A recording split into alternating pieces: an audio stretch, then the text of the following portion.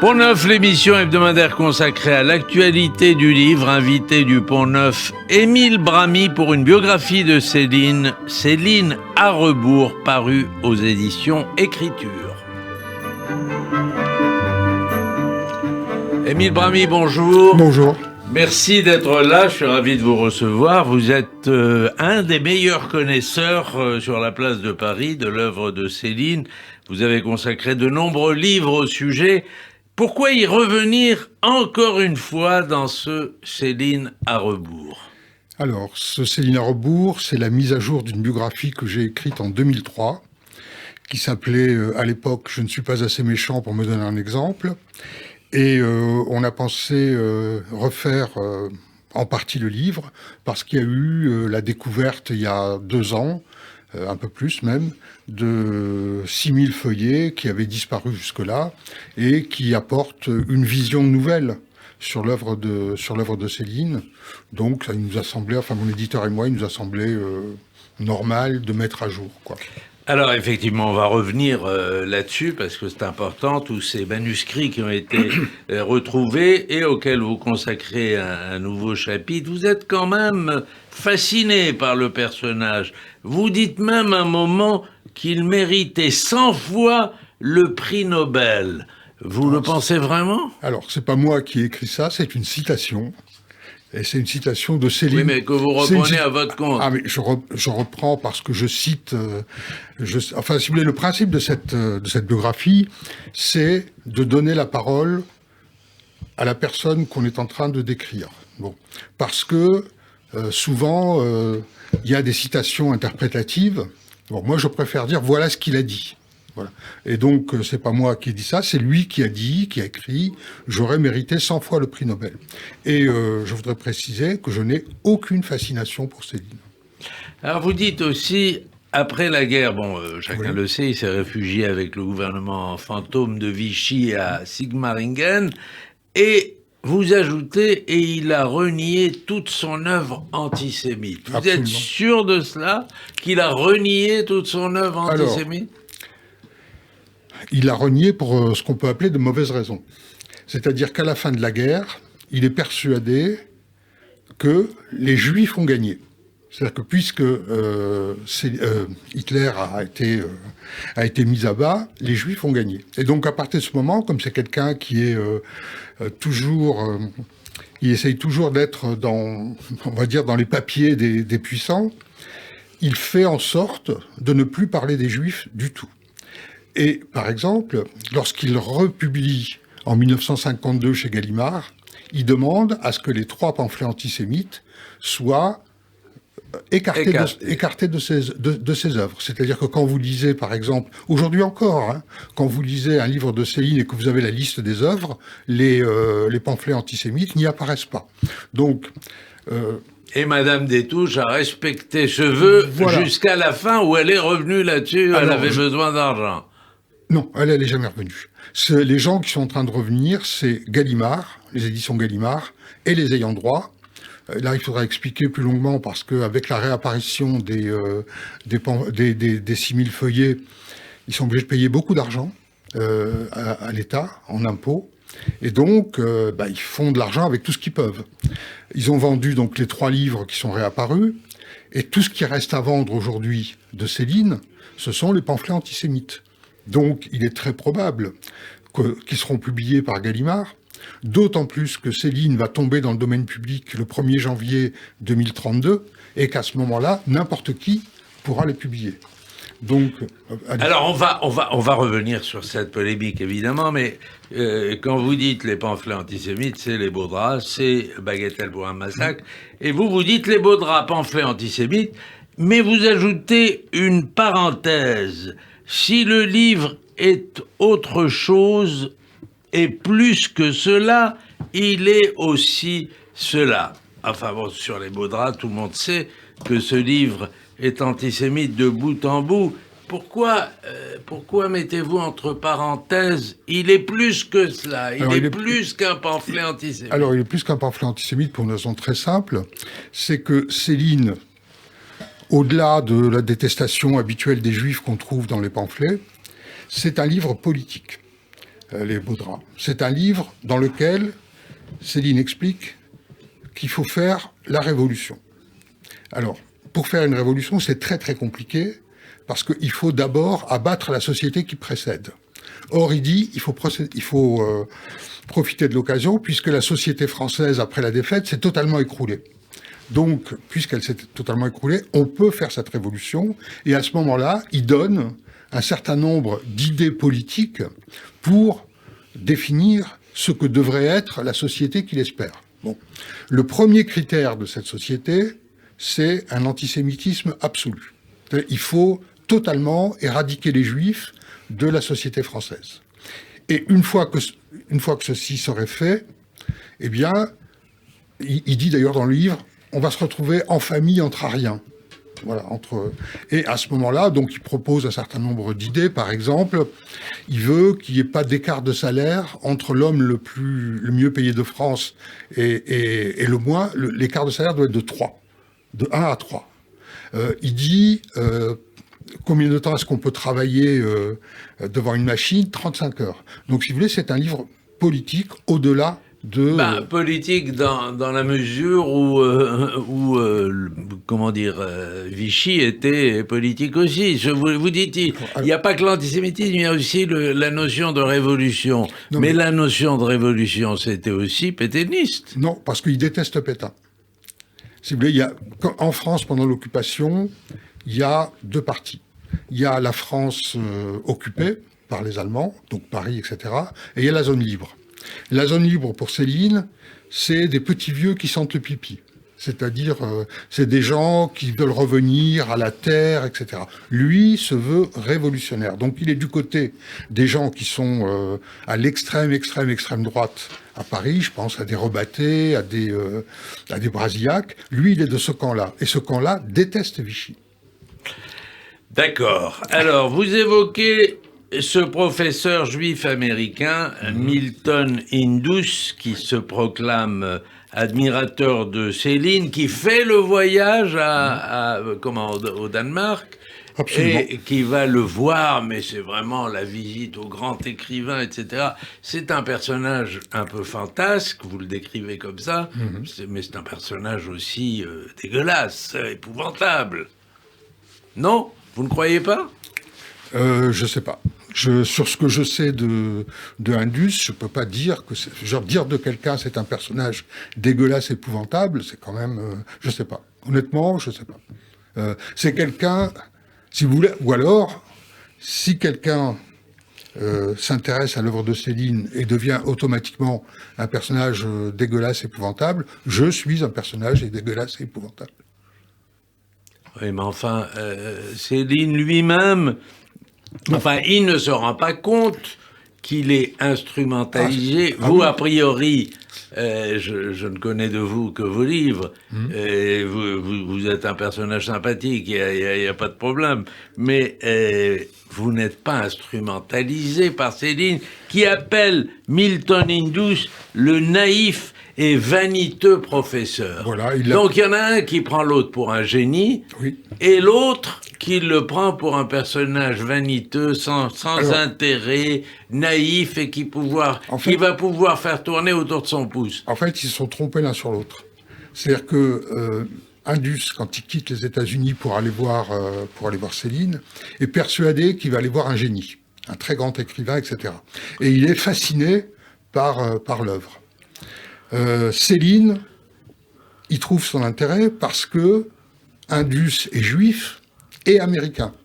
Donc pour lui, c'est une espèce de clé pour éventuellement ressurgir aux États-Unis. Bon. Sauf qu'ils se sont trompés l'un sur l'autre. Lorsque Indus arrive, il se rend compte que, en fait, Céline le déteste en tant que juif. Il ne l'aime pas. Par exemple, il y a un truc très, très, très étonnant. Pendant tout le séjour qu'il fait à Corsair... Il tient un journal. Il tient un journal, mais il a envie de photographier Céline. Voilà. Et Céline refusera d'être photographiée par lui tout du long. Il n'y a aucune photographie. Parce qu'il est négligé, parce qu'au Danemark, il se laisse aller, et il est... Non, parce que tout simplement, il veut montrer à Indus que c'est lui le patron, que c'est lui qui a du pouvoir, pas Indus, et que il fait ce qu'il veut. Voilà. Et Céline, lui, de son côté, est déçu par Indus parce que, effectivement, c'est un personnage un peu vaniteux, un peu falot, un peu sans grand intérêt, quoi. Donc, en fait, ils se sont trompés l'un sur l'autre, et très vite, il y a une espèce de détestation réciproque. Ils se supportent pas. Alors, à vrai dire, Céline ne supporte à peu près personne en dehors de sa personne. Il déteste, par exemple, il déteste beaucoup de ses contemporains. Il déteste Sartre. Il fait un pamphlet où il fait semblant de se tromper sur son nom et de l'appeler Jean-Baptiste Sartre. Absolument. Pendant tout alors qu'il ne sait pas que son père s'appelait Jean-Baptiste. Oui, c'est une espèce de coïncidence un peu bizarre. Et il y a aussi Proust. Il démolit Proust. Et là encore, pour des raisons qui ont à voir avec l'antisémitisme, il m'agace avec son pile-poule, cette façon tarabiscotée, latine, allemande, judaïque, ces phrases qui se mordent la queue après d'infinis tortillages, tout cela pue l'impuissance. Oui. C'est terrible. C'est terrible, mais il déteste... Mais à côté de Proust, Céline est tout petit. C'est un grand écrivain pour Voyage au bout de la nuit, mais... Après, chacun définit la qualité... C'est pas votre avis? Pour moi, les deux grands écrivains du XXe siècle, c'est Céline et Proust. Voilà. Pour une raison très simple, ce sont des gens qui ont, l'un et l'autre, inventé un style, et qui fait que... Après eux, après Proust et après Céline, on a écrit, la littérature française en général, a écrit d'une manière différente. Ce sont des gens qui ont introduit dans la littérature un style tel qu'il a été par la suite adapté par les... Et il n'y a pas beaucoup de gens dans la littérature en général dont on peut dire cela. C'est-à-dire des gens qui ont inventé vraiment quelque chose de nouveau. Parce que des écrivains, il y en a des palanquets, il y en a plein. Mais des écrivains qui inventent quelque chose... Donc pour moi, si vous voulez, les deux grands écrivains du siècle, on n'a pas assez de recul pour le XXIe siècle, mais pour moi, les deux écrivains du XXe siècle, c'est Céline et Proust. Mais vous concédez quand même, Émile Bramy, Proust, c'est toute la recherche qu'on peut sauver. Tandis que chez lui, il y a Le Voyage au bout de la nuit, peut-être Mort à crédit, hein, c'est ça, et tout le reste, et notamment, parce que je veux qu'on en parle maintenant, sur les manuscrits perdus et retrouvés de Céline. Vous avez dû lire tout ce qui est paru, et même avant. Je les ai même vus. Oui. On retrouve pas on retrouve la puissance du style, mais il y a tellement de scatologie, de pipi caca, que ça n'a rien à voir avec... Oui, on va être d'accord pour une fois. Oui. Donc... Ah bon, très bien. Alors allez-y, je vous laisse la parole. Alors, ce qu'il faut bien savoir, c'est qu'il y a deux choses. Il y a la réapparition de manuscrits qui sont des brouillons. Voilà. Que Céline n'aurait jamais laissé publier en l'état. Et il y a, de l'autre côté, une entreprise commerciale qui consiste à nous vendre du mieux possible ces trois romans. Si vous voulez, par exemple, le premier qui a été publié, et qui est sans doute le meilleur des trois de mon point de vue, c'est Guerre. Bon. Guerre, on sait que Céline numérotait ses chapitres. Donc le chapitre qui ouvre Guerre est numéroté 9. Ça veut dire que c'est un bout de quelque chose. On ne sait pas un bout de quoi, mais c'est un bout de quelque chose. Bon. Gallimard nous vend ça comme un roman. Pourquoi? Parce que si je vous dis, vous allez acheter un roman inédit de Céline, un grand écrivain, patati patata, vous allez peut-être le faire. Si je vous dis, je vous vends un brouillon incomplet de quelque chose qui a été retrouvé, vous allez vous dire, ouais, ça ne m'intéresse pas plus que ça. Donc, si vous voulez, il faut bien comprendre ça. C'est qu'il Donc il y a une supercherie que de vendre Guerre, qui effectivement, j'ai lu Guerre, j'ai pas lu encore les autres, mais j'ai lu Guerre et c'est vrai que ça a l'air d'être un bout de quelque chose, mais qui n'a rien d'achevé. C'est un bout de quelque chose qu'on nous a vendu comme un roman complet, parce que c'est plus facile de vendre un roman complet qu'un bout de quelque chose. Donc si vous voulez, il faut bien faire la différence entre ce qui a été retrouvé et l'opération commerciale qui accompagne ce qui a été retrouvé. Alors, dites-moi quand même, qu'est-ce que les manuscrits perdus et retrouvés de Céline, qui viennent donc d'être publiés, qui sont publiés en feuilleton là-dessus, qu'est-ce que ça change au portrait de Louis-Ferdinand Céline? Alors, de mon point de vue, pas grand-chose. Pas grand-chose. C'est-à-dire que le personnage, la biographie, l'écriture sont fixés depuis très très longtemps.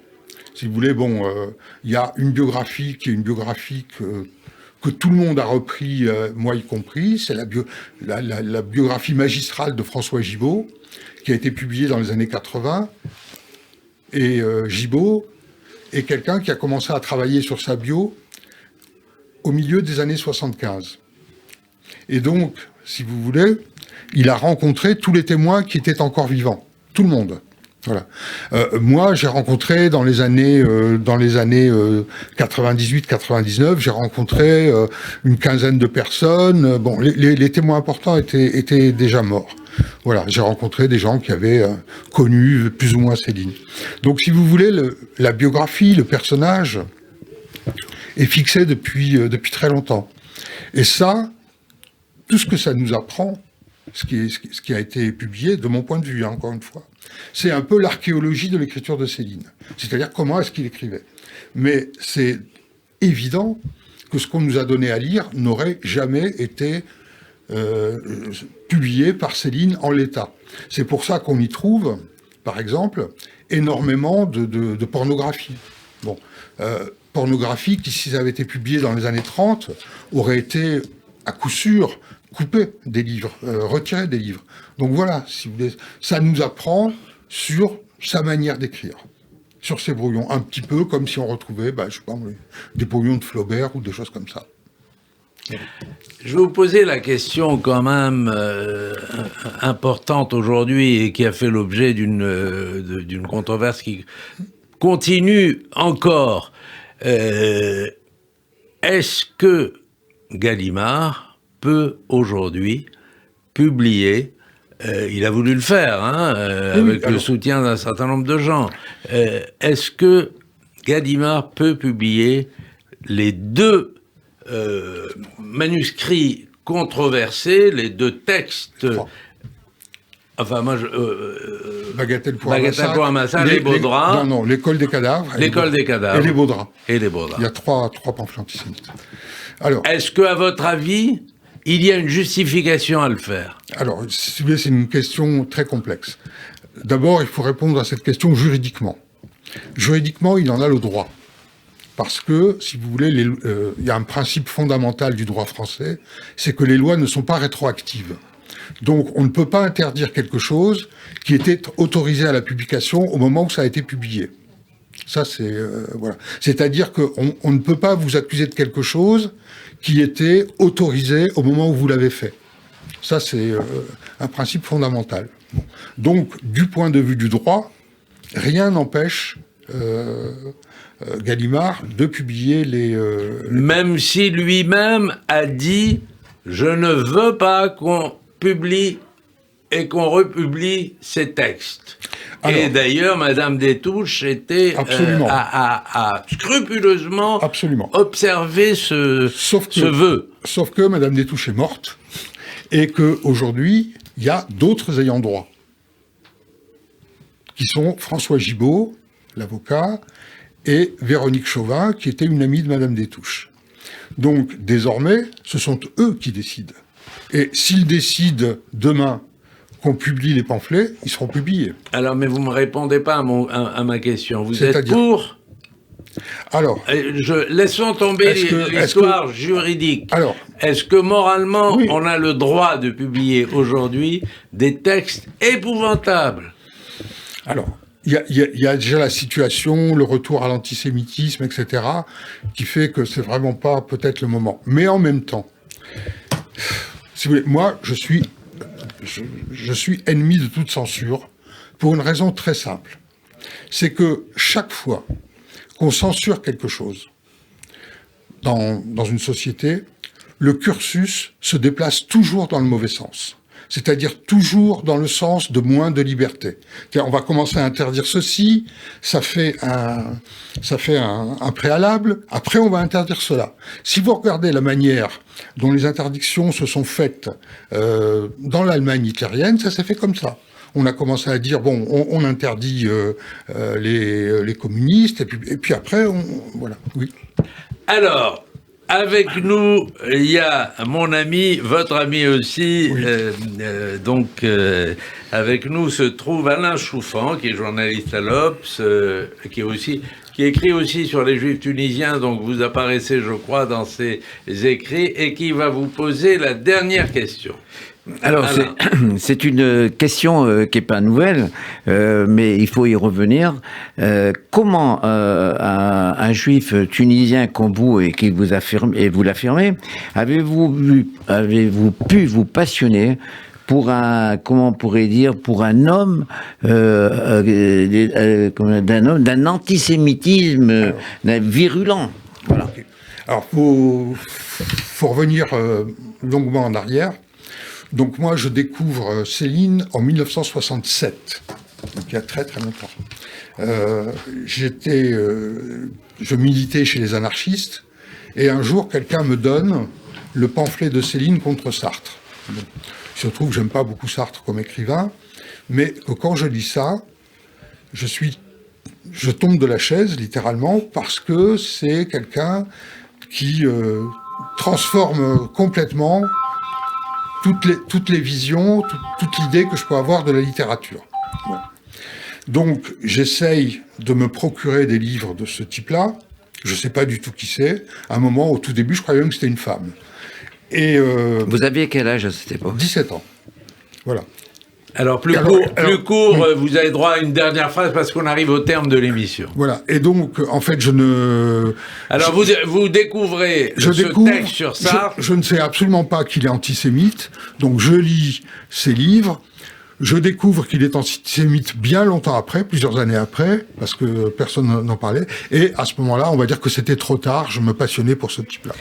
Alors, je renvoie à votre livre Céline à rebours, paru aux éditions Écriture, Émile Bramy, Alain Choufan, merci. C'était Pont Neuf, le magazine hebdomadaire consacré à l'actualité du livre. Bon dimanche à tous.